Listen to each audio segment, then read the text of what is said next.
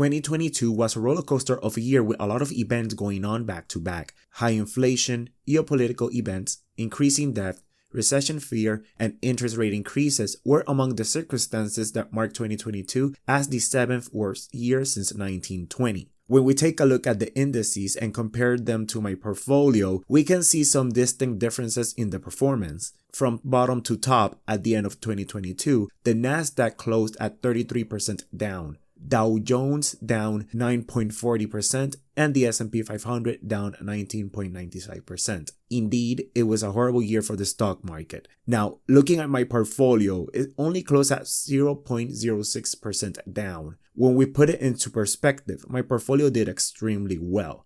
I'm impressed by the performance it had in 2022, and in this video, we will talk about the strategy I did to beat the market and some changes that I will be making going forward into 2023. So let's start with number 1, diversification. It's true when they say to not put all your money into one basket. Individual stock or sector, it doesn't matter, you should be diversified. You can see how diversified my portfolio is with the sectors of the market.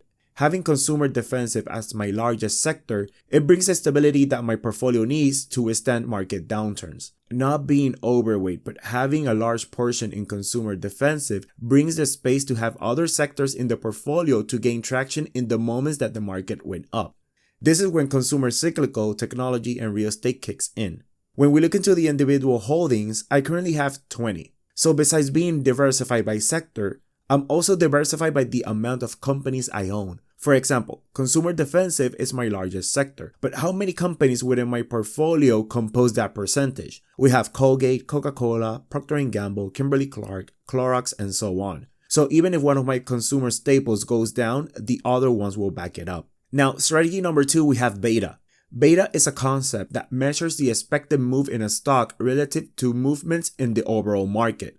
A beta greater than 1.0 suggests that the stock is more volatile than the broader market, and a beta less than 1.0 indicates a stock with lower volatility. My portfolio has a beta of 0.76, so it's less volatile than the market. Most of my holdings do not react to the market overall. This allows me to preserve the value of my portfolio and also buy at better prices. I got 5 individual holdings above 1.0, but those companies did not have any downward pressure in my portfolio for 2 reasons. They don't compose a big allocation in my portfolio, and they are high quality businesses, so their price goes back to their fundamentals. Now, every time the stock price went down, I took advantage of it, and this is when number 3 comes in. Dollar cost average. DCA is the practice of investing a fixed dollar amount on a regular basis. The holdings with the higher beta drops or rise in price very quickly. So every time they went down, I bought small tranches. I gave priority to the higher beta due to the volatility. For the holdings with less beta, they tend to remain at discounted price for a longer period of time. So I wasn't buying as much when they went down, as I knew their prices wouldn't budge. So there you have it, the 3 actions I did to beat the market by almost 20%.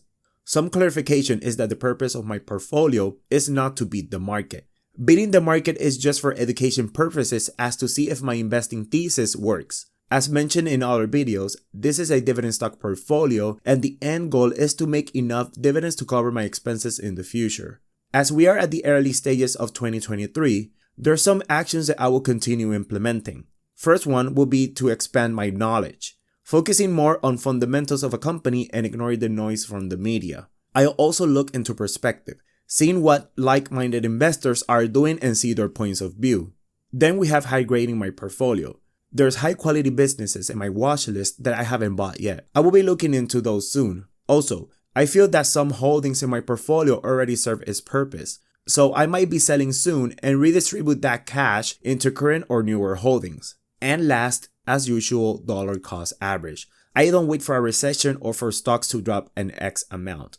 I'm here for the dividend income and I need to put the money to work now so it can compound as we head into the future. I'm happy with what I've accomplished in 2022 and ready to tackle 2023. Nothing is set on stone. As I mature as an investor and continue learning along the way, my strategy could change. But overall, it looks like what I'm doing is working. So that will be it for today's video. Like, subscribe, and I'll see you on the next one.